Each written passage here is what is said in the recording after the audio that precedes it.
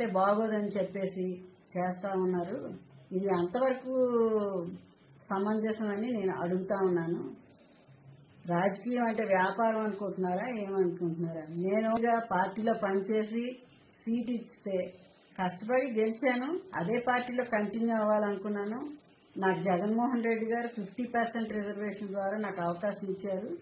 ఇలాగా డబ్బుల కోసం నీతిమాలిన రాజకీయాలు మాత్రం నేను చేయనని చెప్పడం జరిగింది. ఇది నాకు సంబంధించిన కాదు, ఇది పార్టీకి, మా పార్టీలో ఉన్న అందరికీ కూడా పరువుకు సంబంధించిన విషయం.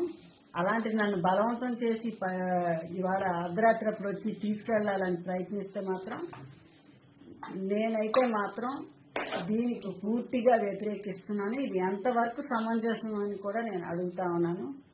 నాకు ఇలాంటి చేస్తా ఉన్న ఈ అపోజిషన్ వాళ్ళు నీతిమాలిన రాజకీయాలు చేస్తా ఉన్నారు. మాలాంటి ఎప్పుడు కూడా పార్టీకి వినయ విధేయతలతో నేను కట్టుబడే ఉంటానని నేను తెలియజేస్తా ఉన్నాను.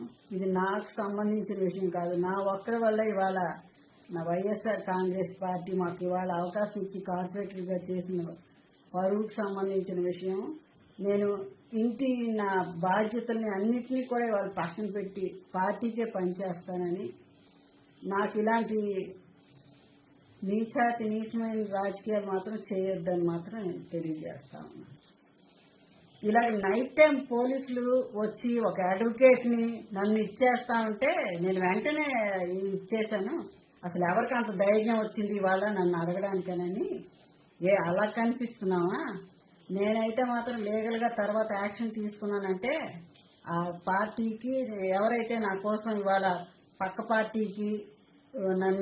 పక్క పార్టీలో చేర్చి ఏదో రకరకాలుగా మమ్మల్ని ఇబ్బంది పెడుతున్న వాళ్ళకి తగిన గుణపాఠం మాత్రం చేయాలని నేను తప్పకుండా డెసిషన్ తీసుకుంటాను. నేను మాత్రం ఈ విషయాన్ని తీవ్రంగా ఖండిస్తా ఉన్నాను. ఇది మా పార్టీకి సంబంధించిన, పరువుకు సంబంధించిన విషయం. నేను ఇలా పనికిమాల వీటిల్లో మాత్రం నేను పార్టిసిపేట్ చేయను. ఎవరైనా ఆడపిల్లలు, దళితులు అంటే వాళ్ళకి అంత అగౌరవం చేయటం అది చాలా మంచిది కాదు. కొద్దిగా రాజకీయం అన్నాక మర్యాదలు, విలువలు ఉంటాయి. మాకు కూడా అవి చాలా అవసరం. నేనైతే మాత్రం ఇలాంటి విషయాలు నేను మాత్రం ఖండిస్తూ ఉన్నాను. నాకైతే మాత్రం అన్యాయం జరుగుతూ ఉంది. తప్పకుండా నా పార్టీ, అందరూ కూడా నాకు సపోర్ట్గా ఉండి తప్పకుండా నాకు సపోర్ట్ చేయాలి.